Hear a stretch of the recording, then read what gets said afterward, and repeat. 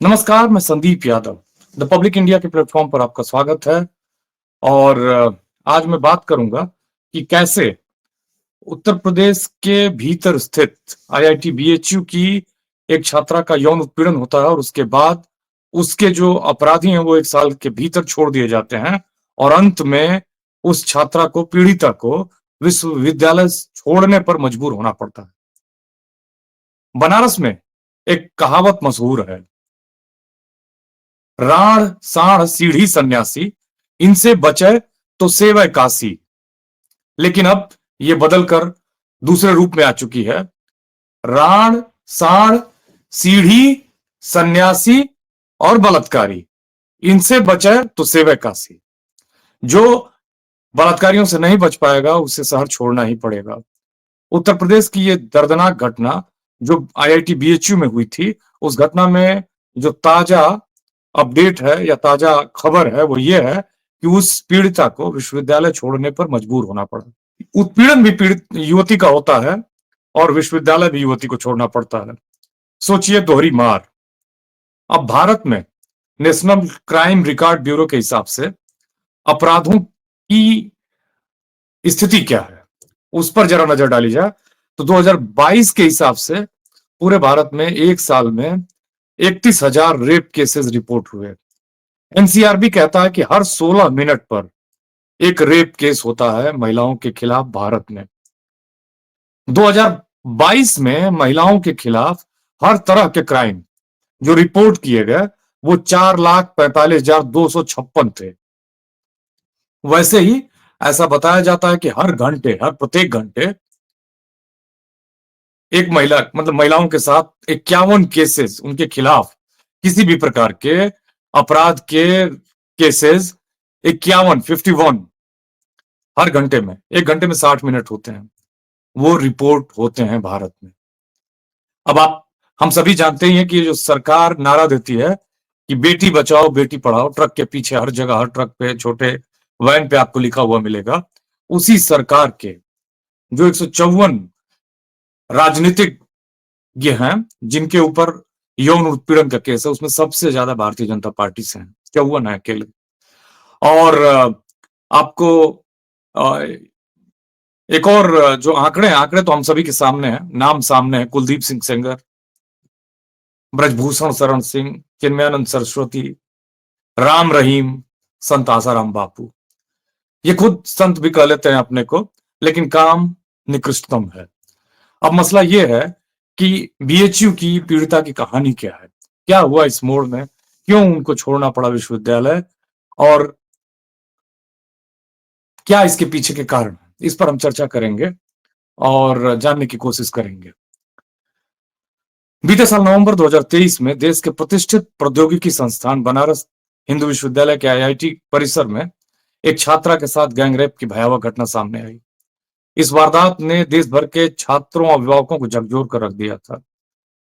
3 अपराधी थे, हाल ही में तीसरा अपराधी सक्षम पटेल भी छूट गया इस मसले में, और कुणाल पांडे, अभिषेक चौहान को तो जुलाई में ही हाईकोर्ट ने जमानत दे दी थी।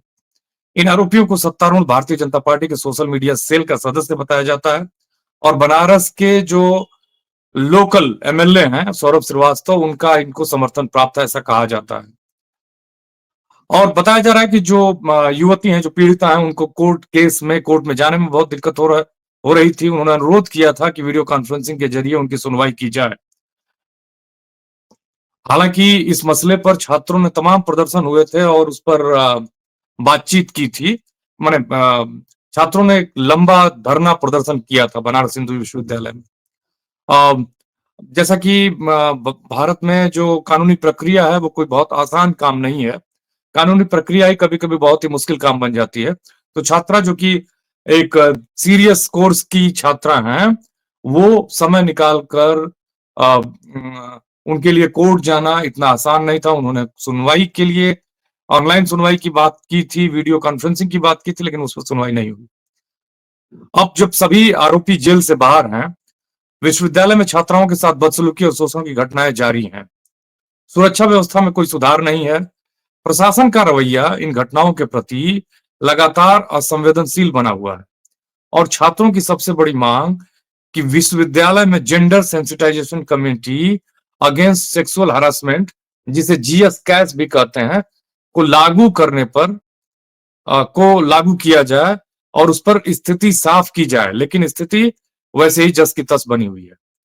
9 दिसंबर को इस संबंध में नागरिक समाज, छात्र संगठन और महिलावादी संगठनों ने एक प्रेस कॉन्फ्रेंस का आयोजन किया, जिसमें इन आरोपियों के खिलाफ गंभीर धाराएं होने के बावजूद पहले इनकी गिरफ्तारी में महीनों देरी और फिर न्यायपालिका द्वारा इनकी जमानत में जल्दी को लेकर कई सवाल उठाए गए। जैसा कि बीएचयू की छात्राएं इस पर लगातार सवाल उठाती रही हैं कि विश्वविद्यालय में छात्राओं की सुरक्षा और यौन शोषण को लेकर पहले भी कई बड़े प्रदर्शन हुए। 2017 का ऐतिहासिक आंदोलन हुआ, लेकिन इन सब के बावजूद स्थिति वैसी ही बनी रही। आज भी छात्राएं कैंपस में सुरक्षित नहीं है और प्रशासन को इसकी कोई चिंता नहीं है। अब पिछले साल ये घटना हुई थी और उसके खिलाफ बहुत जबरदस्त आंदोलन हुआ था छात्रों का। इस गैंगरेप के खिलाफ आंदोलन में शामिल होने के चलते कई विद्यार्थियों को निलंबित कर दिया गया। उसी में शामिल एक छात्रा इप्सिता कहती हैं कि उन्हें अपने निलंबन का कोई आधिकारिक नोटिस नहीं मिला, लेकिन बाकी छात्रों के घर पे उनकी नोटिस गई। इप्सिता बीते साल बीएचयू के स्नातकोत्तर की पढ़ाई कर रही थी और इस साल पास हो चुकी हैं। इप्सिता ने कहा है, मैंने बताया है कि इस साल प्रदर्शन के लिए छात्रों को अक्टूबर के महीने में, मैंने पिछले साल जो प्रदर्शन किया था यौन उत्पीड़न की शिकार छात्रा के समर्थन में, उस मसले के लिए जो छात्र उसमें शामिल थे उनको अक्टूबर इस साल के अक्टूबर महीने में परीक्षाओं से ठीक पहले निलंबन नोटिस दिया गया है।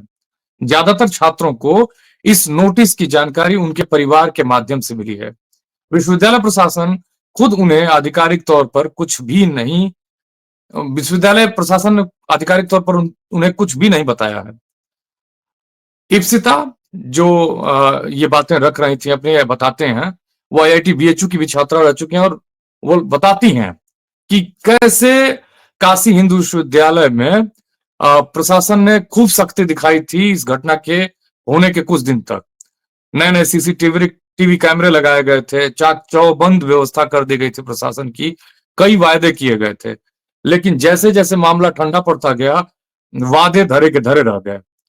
वो आगे बताती हैं कि कैंपस में आए दिन लड़कियों को बदसलूकी और छीटाकसी का सामना करना पड़ता है। अभी हफ्ते भर, वो बताती हैं कि अभी हफ्ते भर पहले ही कैंपस में 2 छात्राओं से छेड़खानी की घटना सामने आई थी। एक को रिपोर्ट भी किया गया, लेकिन इन सब को लेकर प्रशासन मौन है, क्योंकि जो काशी हिंदू विश्वविद्यालय का प्रशासन है वो पूरी तरह से पितृ सत्तात्मक रवैया धारण कर चुका है, अपना चुका है।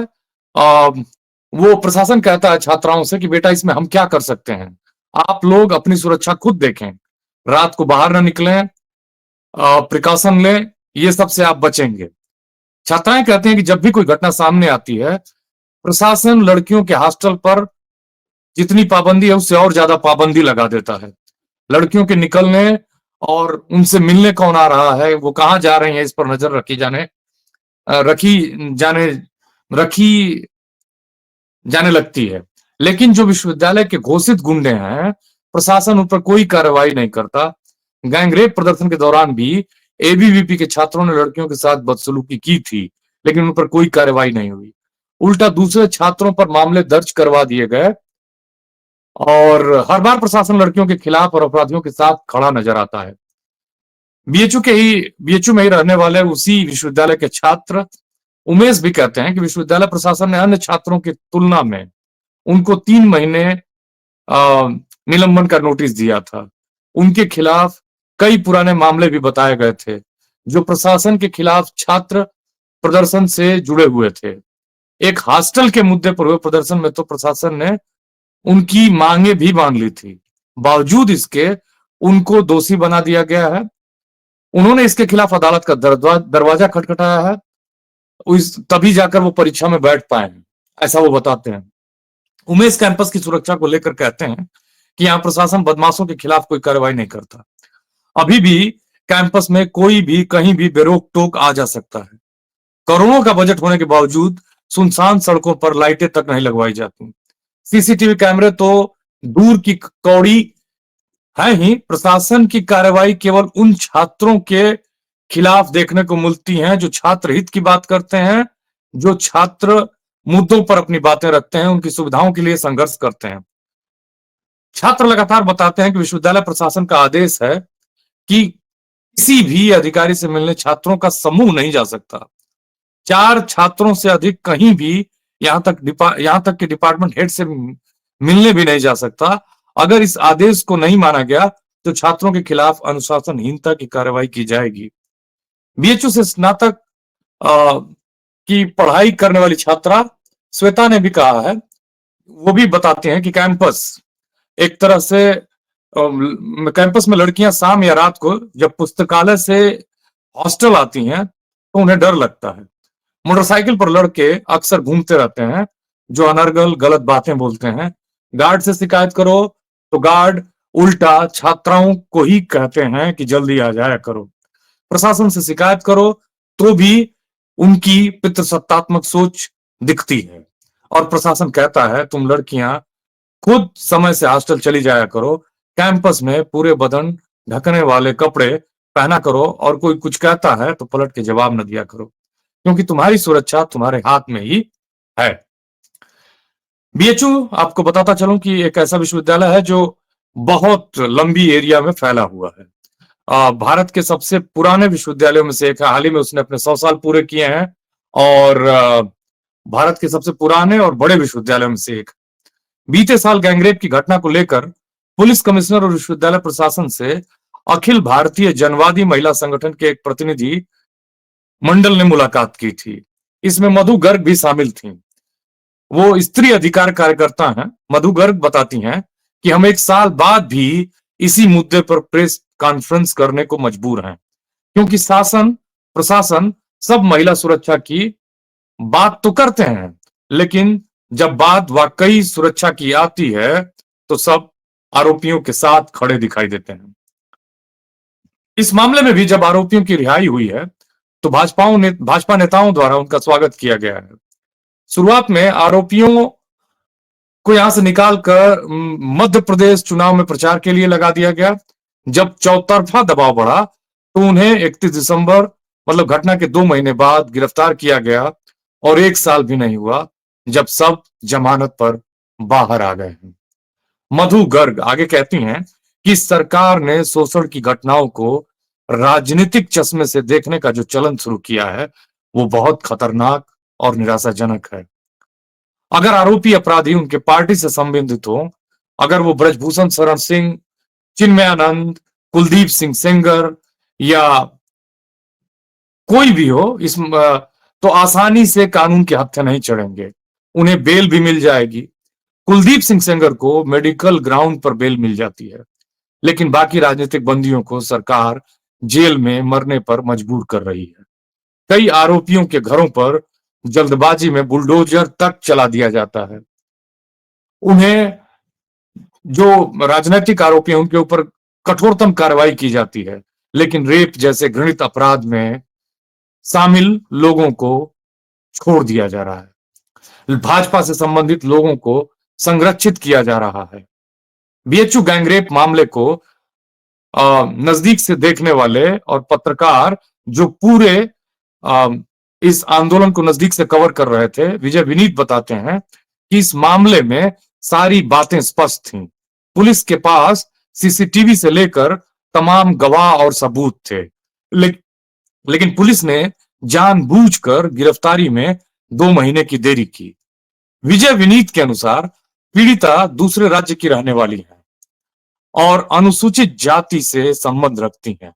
इस मामले में कार्रवाई और तेज होनी चाहिए थी, लेकिन सत्ता पक्ष और इसके नेताओं के दबाव के चलते मामला 2 महीने लटका रहा। फिर मामले को दबाना, साक्ष्यों को सही से न पेश करना, कमजोर पैरवी आदि भी आरोपियों को जमानत मिलने का कारण रही है। पुलिस वारदात में शामिल तमंचे और पीड़ित लड़की की वीडियो बनाने के लिए इस्तेमाल किए गए फोन को लेकर भी खामोशी है, जो इस मामले में सबसे अहम सबूत है। विजय विनीत आगे बताते हैं कि पीड़िता को अब तक क्षमा करेगा, सुनवाई के दौरान भी खासी समस्याएं झेलनी पड़ी हैं। 6 बार की सुनवाई में 5 बार जज ही नहीं बैठे, उन्हें धमकी मिलती रही। सत्ता पक्ष के कई नेता इस मामले पर बारीकी से नजर बनाए हुए हैं। पीड़िता को मजबूरन कैंपस ही छोड़ना पड़ गया। विजय विनीत इस बात को भी साफ शब्दों में कहते हैं कि विश्वविद्यालय का प्रशासन महिला विरोधी है और उसने बदमाशों को कैंपस में कुछ भी करने की खुली छूट दे रखी है। पूरा कैंपस राष्ट्रीय स्वयंसेवक संघ का अखाड़ा बना दिया गया है, गढ़ बना दिया गया है। बीएचयू के अलावा जिले के विद्यापीठ और संस्कृत विश्वविद्यालय का भी यही हाल है। यहाँ प्रवचन और यज्ञ के कार्यक्रम आयोजित किए जाते हैं और छात्राओं को कैंपस में कैसे रहना है इसकी नसीहत दी जाती है।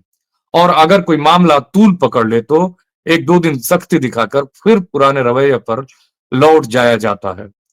गौरतलब है कि विश्वविद्यालय के छात्रों का कहना है कि कैंपस में आंतरिक सुरक्षा समिति, इंटरनल सिक्योरिटी काउंसिल का हाल भी बेहाल है।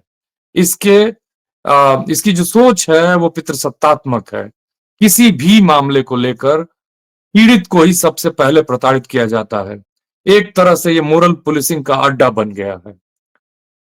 मालूम हो कि बीएचयू ने 2017 में हुए लड़कियों के ऐतिहासिक आंदोलन की सबसे बड़ी मांग विश्वविद्यालय में gender sensitization committee against sexual harassment को, जिसे जीएस कैस भी कहते हैं, को लागू करना था। इसके बाद भी कैंपस में यौन शोषण को लेकर हुए कई बड़े प्रदर्शनों में छात्रों ने सुरक्षा व्यवस्था के पुख्ता इंतजाम के साथ ही जीएस कैस, जिसे हम gender sensitization committee against sexual harassment कहते हैं, की मांग रखी थी। लेकिन प्रशासन ने आज भी करीब 7 साल बीत जाने के बाद भी इस पर सुनवाई नहीं की। इसके उलट लड़कियों पर हॉस्टल में तमाम पाबंदियां लगाने की कोशिशें की गई। छात्रों को प्रदर्शन में भाग न लेने का नोटिस निकाल दिया गया और बात बात पर लड़कियों को कैंपस के अंदर ही कैरेक्टर सर्टिफिकेट बांटे जाने लगे। फिलहाल ये बात साफ है कि कैंपस का माहौल छात्राओं के अनुकूल तो बिल्कुल नहीं नजर आता है और जो स्त्री सुरक्षा की बात करते हैं उनका दावा खोखला है और कहीं ना कहीं वो स्त्री सुरक्षा के मामले पर फेल नजर आते हैं। आप सभी का बहुत बहुत धन्यवाद। नमस्कार।